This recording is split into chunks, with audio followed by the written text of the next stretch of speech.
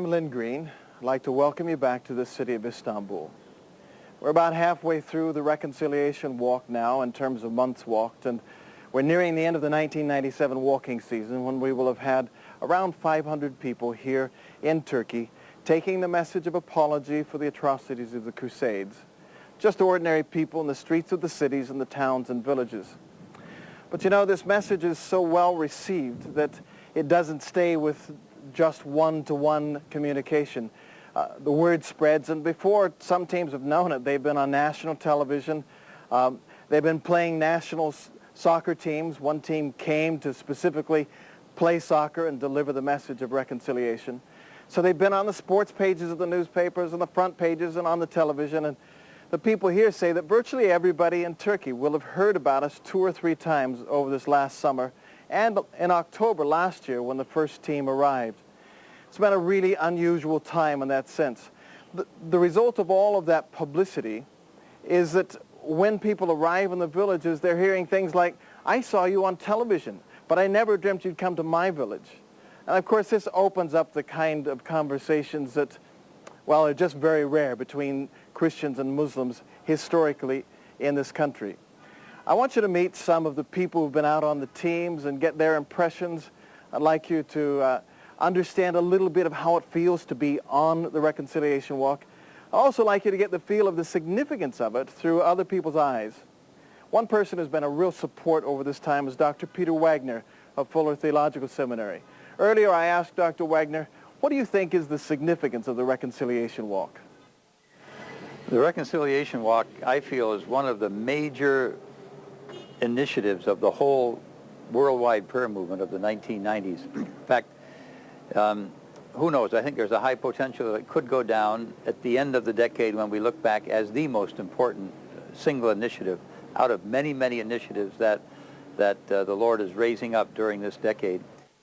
Yes, this walk really is a significant initiative, and yet its significance is in the lives of individuals. I'm reminded of what was said of Jesus, that the common people heard him gladly. We're grateful for the publicity. It prepares the way. But what's really important is when one person somewhere in a town or village meets a sincere Christian saying, "I'm sorry for the misrepresentation of Jesus," and those two hearts meet. That's the image that I've been getting again and again over the last couple of days as I've talked to team members coming back into this city. I'd like you to hear some of their impressions. I feel like I'm in the middle of something that God's doing, that things that he's birthing and things that he's kind of blowing on the foundations of this nation and bringing things back to life that originated in this place. To me, what impresses me is that this is a real issue for them, that it wasn't something that happened 900 years ago, but something much more recent than I could ever realize how aware they are of that barrier and their offense. So that was something that really struck me. It was as if it happened a few years ago. Well, we had a common ground, and that common ground was that I needed to apologize to them for the way that Jesus had been misrepresented before, and I had a grounds to talk to them, and they accepted me immediately because of it. People like acceptance. People like, they like to be understood, and they like love, and I think in the past they've viewed Christians and Westerners as having another agenda, trying to force their views on them. And this humility kind of took them by surprise, but they embraced it right away. This is one thing that I learned in coming here that shocked me. Here I've met Muslim people who genuinely in their hearts fear God and want to honor him. But because of the scars that were inflicted on this nation and that have gone so long unaddressed, they've not been able to correct that. It was a tremendous time of release.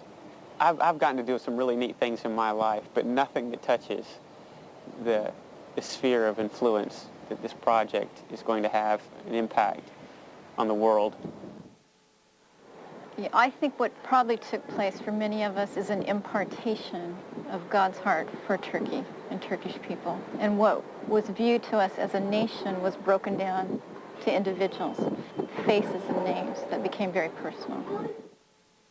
There was a young girl that was outside of a small grocery shop, and we shared the message with her, and what impacted me was how she ran her finger under every word of the message, and then gave a gesture of crossing her heart, saying, thank you so very much.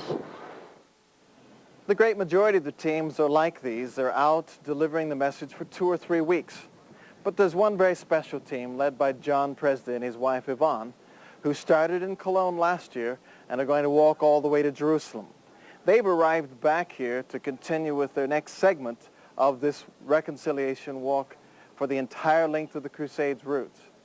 I spoke to John and asked for some of his impressions of the reconciliation walk. I think it's completely changed my concept of the Turkic nations. I had never been to Turkey before. Last year was the first time that I've been to Turkey, and I think we carry around with us stereotypes. I mean, I think Turks carry stereotypes of Western Christians, and I'm hoping that we will help to destroy some of those unhelpful stereotypes by being here.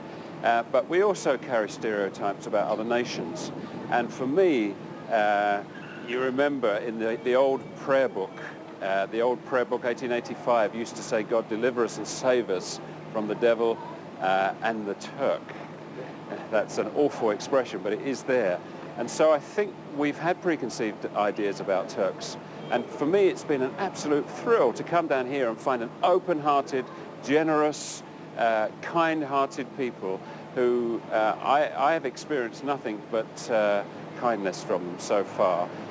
The reception from the media meant that we had mayors. We had a mayor fly in deliberately from Ankara to meet us in one place. On one day we had 5 mayors came out with flowers, and in some places people lined the streets and clapped us as we went through. I felt like some kind of conquering soldier. It was just so amazing.